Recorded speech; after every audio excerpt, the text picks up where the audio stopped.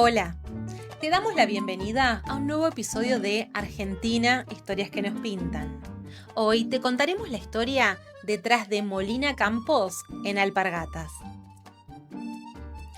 Imagínate el siguiente cuadro: un gaucho torpe, medio caricaturesco, cayéndose del caballo o lidiando con el mate en medio de la pampa. Seguro que la imagen que se te viene a la mente sea una pintura de Molina Campos.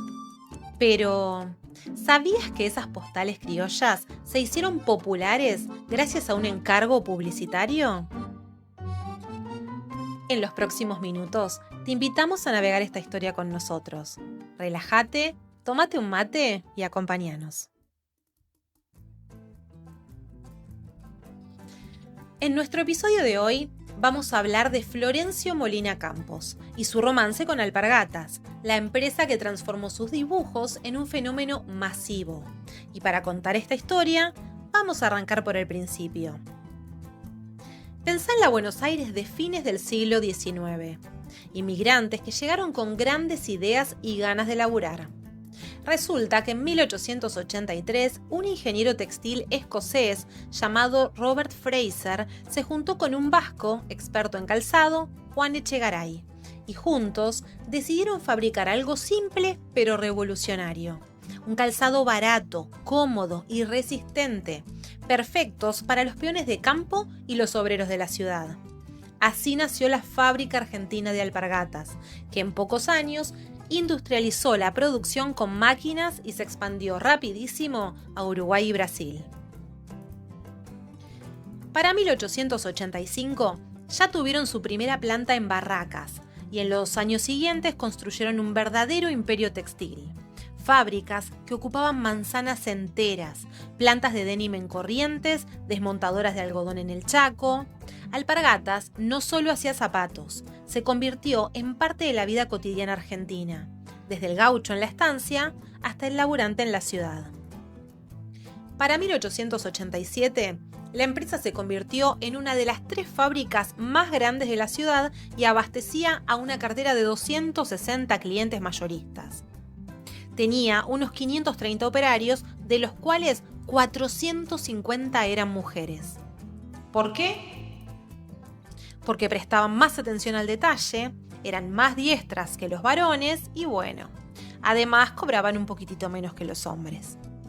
Pero como toda buena historia argentina, hubo de todo. Auge en los años 60 y 70 con el boom del denim y jeans, crisis económicas en los 90 que las llevaron a manos brasileñas y a un achicamiento fuerte de la producción local.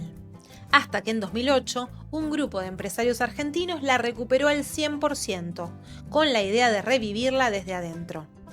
De hecho, en 2023 relanzaron la producción de alpargatas clásicas y recuperaron marcas icónicas como Rueda y Vaquero. Hoy apuestan a lo local, lo ecológico y esa esencia criolla que la hizo grande desde el principio. Y pensar que todo empezó con unas alpargatas que cualquiera podía comprar y usar. Hasta acá un mega resumen de una gran empresa argentina. Ahora voy a pasar a contarte cómo se cruza esta historia con el gran pintor argentino Florencio Molina Campos. Pará, que casi me olvido de contarte un dato súper interesante. Por la década del 50, la empresa instaló su fábrica en un cruce clave en la localidad de Florencio Varela, justo donde se conecta la avenida Calchaquí con la autopista Buenos Aires-La Plata. En ese cruce hay una rotonda que se llama Rotonda Gutiérrez, pero que nadie la conoce por ese nombre. Para todo el mundo es la Rotonda de Alpargatas.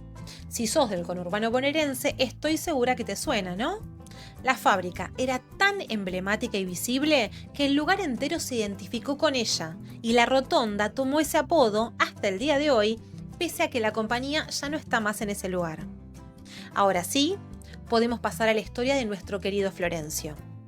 Su nombre completo era Florencio de los Ángeles Molina Campos y nació el 21 de agosto de 1891 en la ciudad de Buenos Aires. A su familia no le iba nada mal. Tenía varios campos en General Madariaga, cerca de la costa atlántica, y en Chajarí, Entre Ríos, así que su infancia fue de viaje en viaje entre el campo y la ciudad.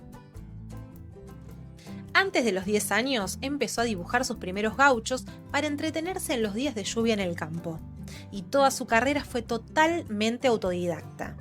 La historia cuenta que el capataz de la estancia de su familia, que se llamaba Tiléforo Areco, fue la inspiración principal de sus obras. En 1920 se casó con María Hortensia Palacios Avellaneda, tuvieron una hija a la que llamaban Pelusa, pero el matrimonio se rompió al poco tiempo. En 1924, ya separado, comenzó a pintar en Buenos Aires paisajes camperos y marinos que exhibió en Ruibal, un negocio de lotería y cigarros de la calle Esmeralda. Un par de años después, trabajando en la sociedad rural, inauguró su primera muestra, Motivos Gauchos, caricaturas, como parte de la Exposición Nacional de Ganadería. Expuso más de 60 obras y se dice que el entonces presidente de la Nación, Marcelo Torcuato de Alvear, compró 2 de sus piezas.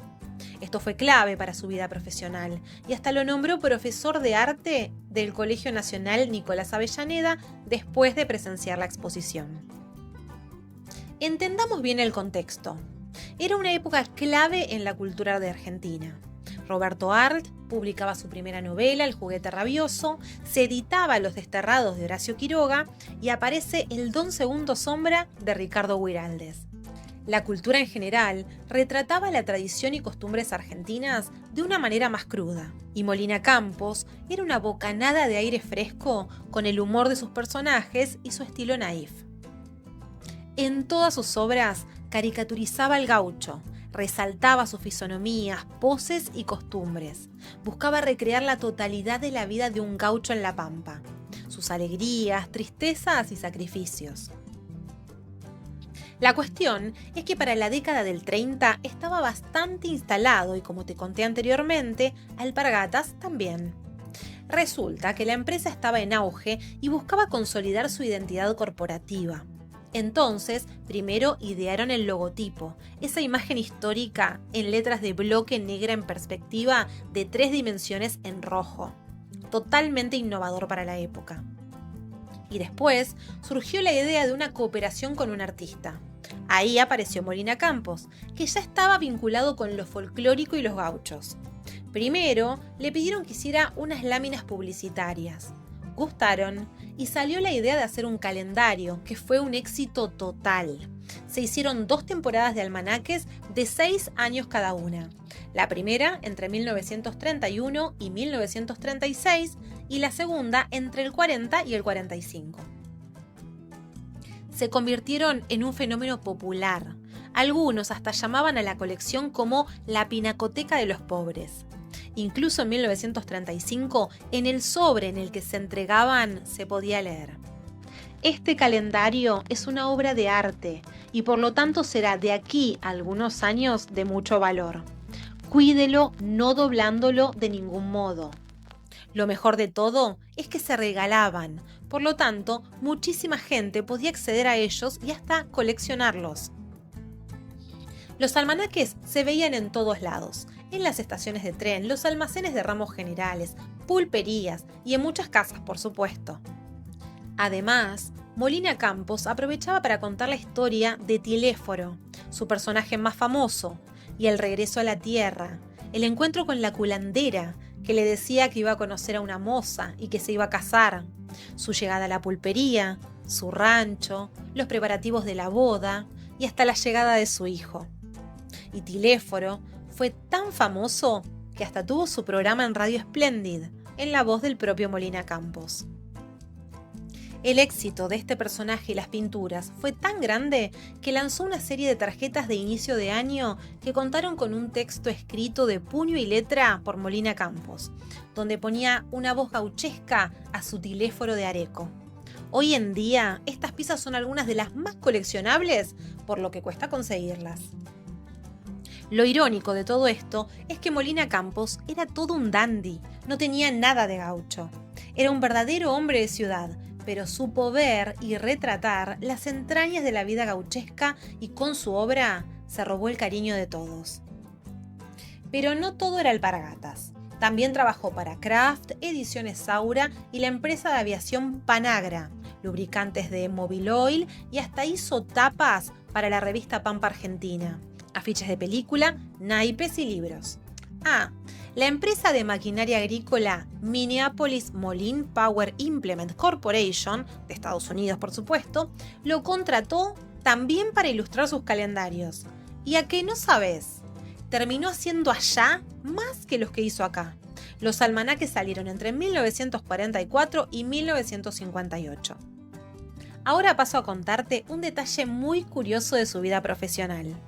Resulta que el mismísimo Walt Disney, fascinado por sus obras durante un viaje a Argentina en 1941, lo contrató como asesor técnico para películas y cortos. Te nombro algunos: Saludos amigos, Goofy se hace gaucho, El gauchito volador y El gauchito reidor. Hasta se dice que también colaboró en la realización de la película animada Bambi. Pero el idilio no duró mucho. Ya desde la película Goofy se hace gaucho, había algunas diferencias entre Disney y Molina Campos. Al parecer, había demasiadas licencias que hacían que Goofy se viera medio rari, una mezcla entre gaucho pampeano y cowboy. Entonces, como Florencio sintió que no se respetaba su rol, renunció. En 1959, Molina Campos presentó en la Galería Argentina la que fue su última exposición, Florencio Molina Campos, Costumbrismo y Paisajes Autóctonos, que reunía un total de 80 obras de toda su carrera. Falleció ese mismo año, a los 68 años, tras una complicación cardiológica en una operación. Hay 2 espacios dedicados a su obra. Uno, Las Lilas en San Antonio de Areco, mientras que el otro es el Museo Florencio Molina Campos en Moreno, el espacio que soñó y financió Elvirita, su segunda esposa. Y antes de terminar el episodio de hoy, te dejo este datito. ¿Sabes qué famosa caricatura argentina nació también de una campaña publicitaria? La gran y única Mafalda de Quino. Pero esa es historia para otro día. Ahora sí, nos vamos despidiendo por hoy. Lo que empezó como un encargo publicitario en los años 30, esos almanaques que se regalaban en estancias, kioscos y ferias, terminó siendo mucho más. Democratizó el arte. Mientras en los salones porteños colgaban óleos europeos, Molina Campo ponía el gaucho real, torpe, humano y con alpargatas en las paredes de millones de hogares humildes. Sus dibujos no solo vendían zapatos, vendían identidad, humor y una mirada cariñosa a lo nuestro. Argentina, historias que nos pintan, es un podcast creado por Laura Ledesma. Si te gustó este episodio, te invitamos a dejarnos tu comentario y seguirnos en Instagram como @historiasquenospintanarg. Este podcast no tiene anuncios, pero si querés apoyar nuestra propuesta, podés invitarnos un cafecito. Más info en nuestras redes sociales. Gracias por escucharnos y nos encontramos la próxima con una nueva curiosidad sobre la historia argentina. Nos vemos.